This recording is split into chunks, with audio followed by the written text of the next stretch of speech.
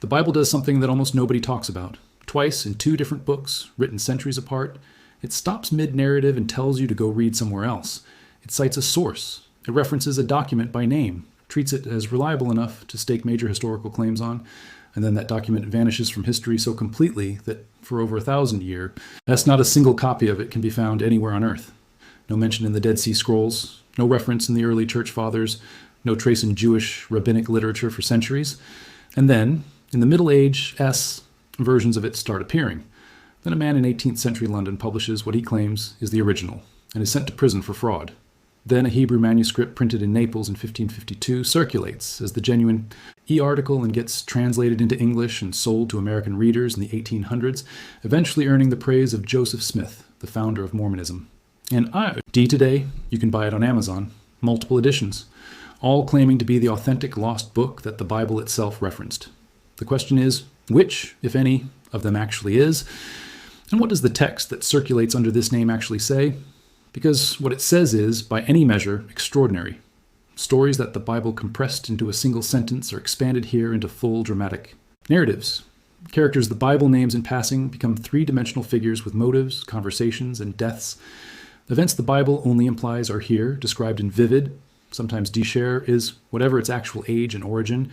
The material it contains has been quietly influencing how people understand the Bible for centuries. And the full story of what it says, where it came from, and why it matters has never been told as clearly as it deserves to be. Let us start with what the Bible actually says.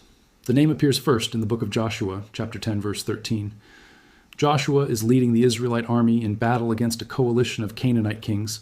The fighting is fierce and the day is running short. Joshua calls on God to extend the daylight, Anako, idyll of the sky, for approximately a full day, giving the Israelites time to complete their victory. Then, immediately after describing this event, Joshua adds a citation. He says, and the text records it as a direct question, "Is this not written in the Book of Jasher?" The second reference comes from 2 Samuel, chapter 1, and verse 8, Ian. David has just received the news of the deaths of Saul and Jonathan at the Battle of Mount Gilboa. He composes Elah, meant one of the most beautiful pieces of poetry in the entire Hebrew Bible, a funeral song called the Song of the Bow. And the text notes that this lament is also recorded in the Book of Jasher, and that David instructed the sons of Judah to be taught it. That is all the Bible tells you. Two citations, two moments where the biblical author assumes the reader has access to another document and points them toward it for additional information. And then the original document is gone. What was it? Scholars have offered several theories. The most widely held is that the original Book of Jasher, Sefer HaYashar in Hebrew, which translates as the Book of the Upright or the Book of the Just One, was an ancient collection of songs, poems, and heroic narratives about the Great F, Igers of early Israelite history, a kind of national epic, perhaps something similar to what Homer's Iliad was for the Greeks, a compilation of the stories, battles, and celebrated deeds that a culture told about its foundational figures, set to verse, preserved as cultural memory. The citation style is consistent with this. The biblical authors reference it the way a modern writer might reference an encyclopedia, as a source of corroborating detail about events that both author and reader already know from oral tradition and cultural memory. It was not scripture. It was not a theological text. It was a historical record, respected enough to cite, but not sacred enough to be read in synagogues, and that distinction may be exactly why it was eventually lost, while the biblical texts were carefully preserved. Here is the painful truth that must be said clearly before anything else. The original Book of Jasher is lost. It is gone. It has not been rediscovered. The Dead Sea Scrolls, which contain fragments of nearly every other significant ancient Jewish text, make no mention of it. No papyrus from Egypt, no leather scroll from the Judean desert, no inscription from the ancient Near East names or quotes from it in a way that allows us to reconstruct its contents. The consensus of scholars, including the most careful and conservative ones, is that the original document referenced in Joshua's and Samuel has not survived. It is not hiding. It has been lost for somewhere between 2,000 and 3,000 years. What we do have is something different, something more complicated, and in some ways more interesting. The text that circulates today under the name The Book of Jasher, and which is sold in most bookstores carrying religious or apocryphal literature, is a medieval Hebrew midrash. Scholars date it to somewhere around the 11th or 12th century CE, though it was first printed in Naples in 1552 and subsequently in Venice in 1625.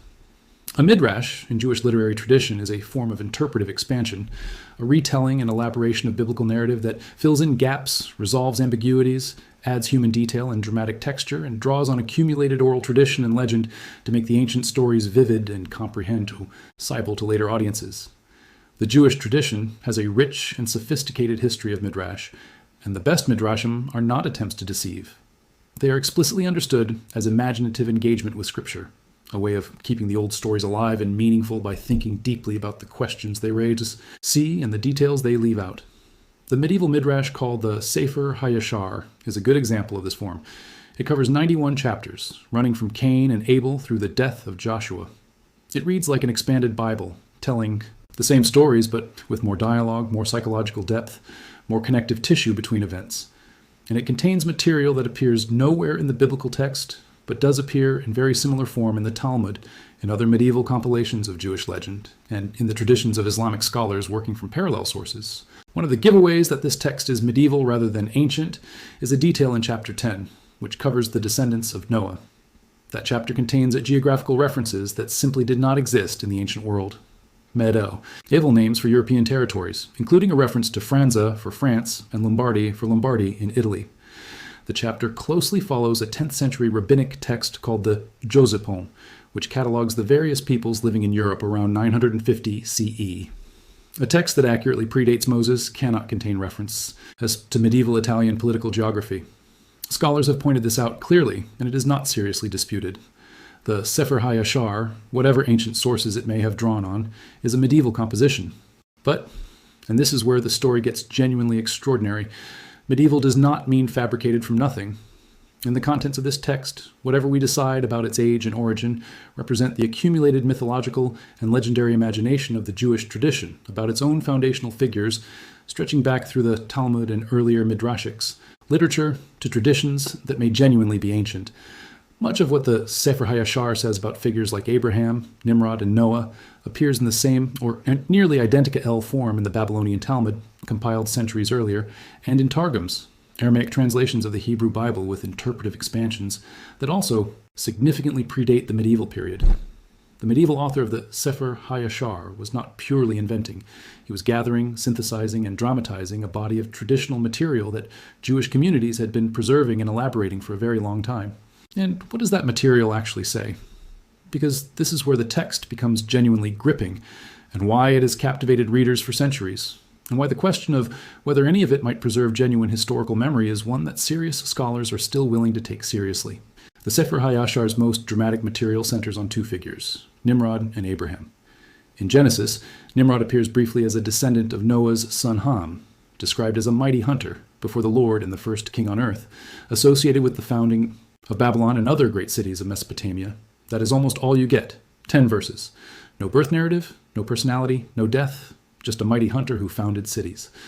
The Sefer HaYashar expands Nimrod into one of the most complex and disturbing figures in all of extra-biblical literature, a world ruler of singular ambition, a tyrant who positioned himself as a god on earth, a king who built not just cities, but a kind of global domination so total that every descendant of Noah acknowledged his authority. The text describes how Nimrod came to possess the garments that God had originally made from Adam and Eve, the same garments they wore after the fall from Eden, crafted from the skins of animals in a divine act of covering.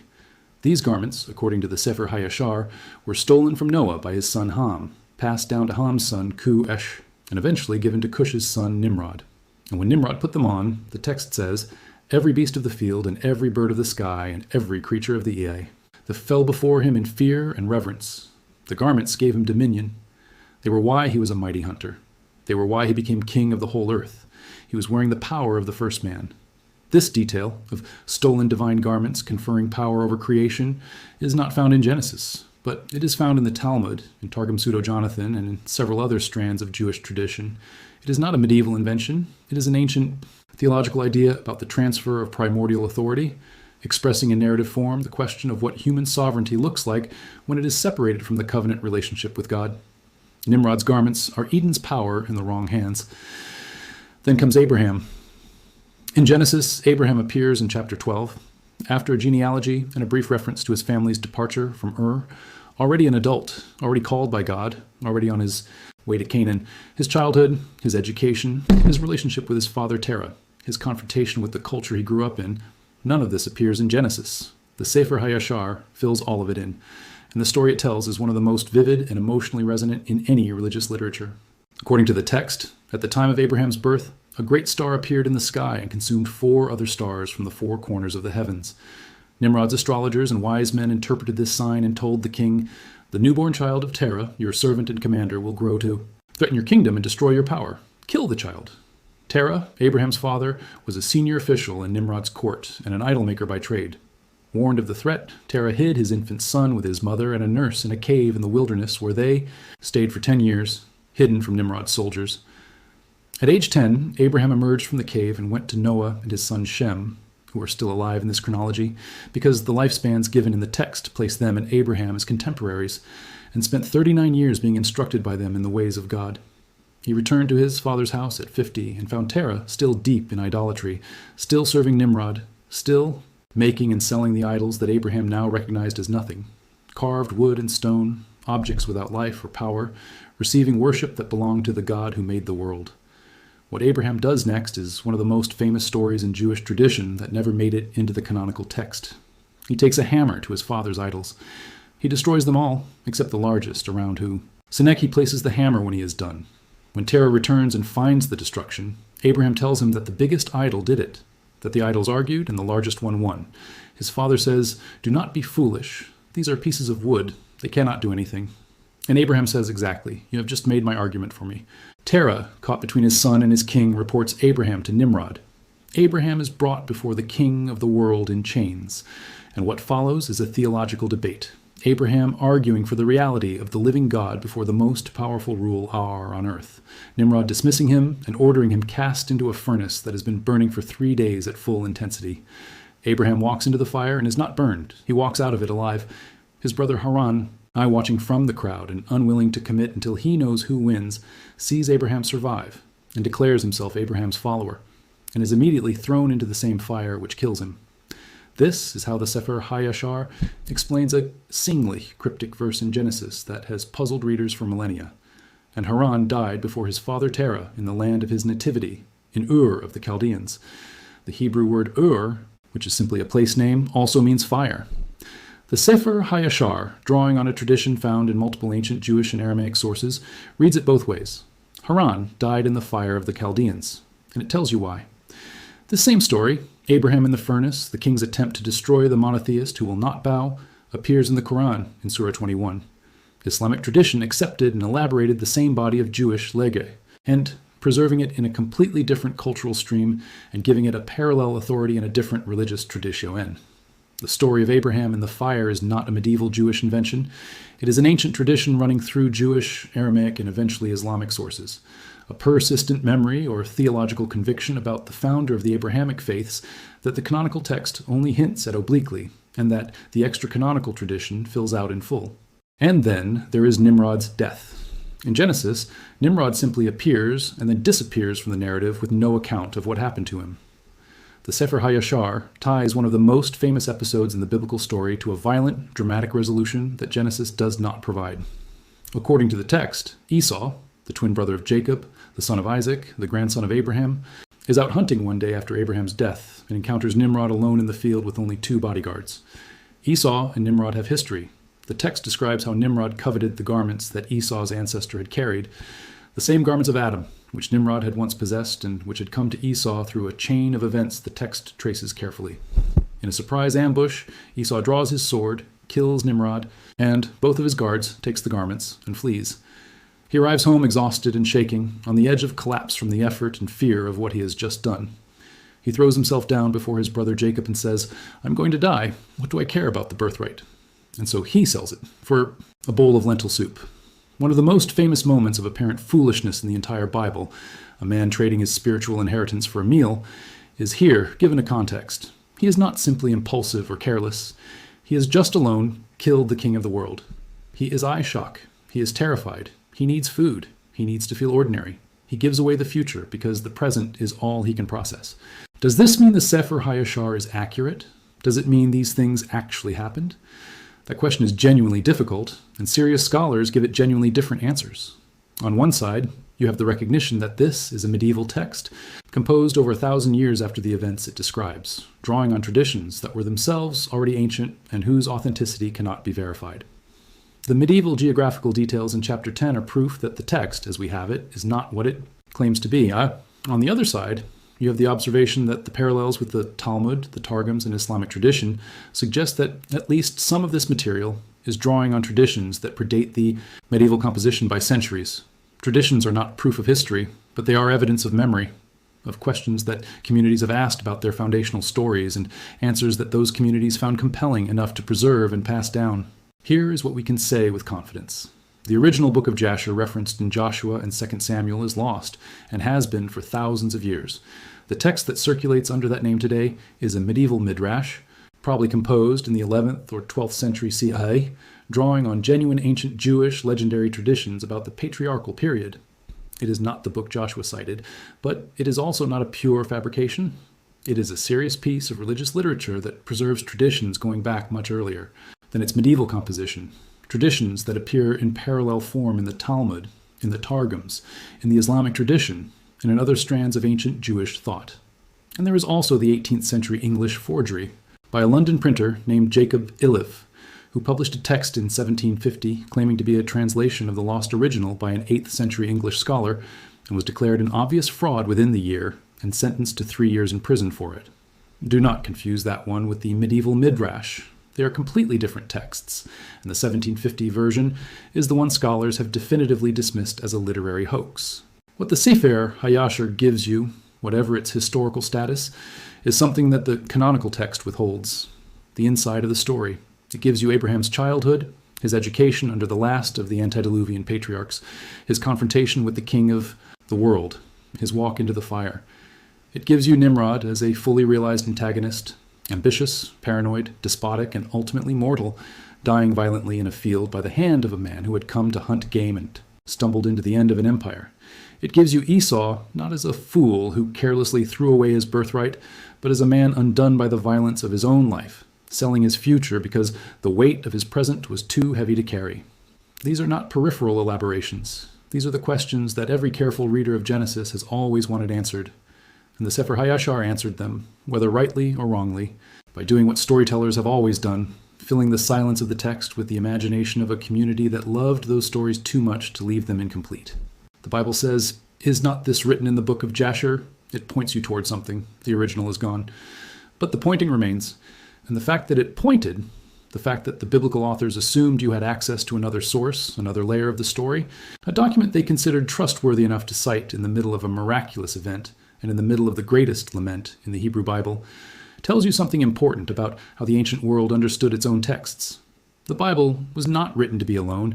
It was written to be read alongside the library of stories, songs, poems, and traditions that surrounded it. Most of that library is lost. The Book of Jasher is one of the names on the door of a room we can no longer enter. But we have some fragments. We have some echoes. And they are extraordinary enough to suggest that what we have lost may be even more extraordinary still. A man sits in a cave for 10 years to protect a child that will change the world. That same man, decades later, walks into a furnace and walks back out.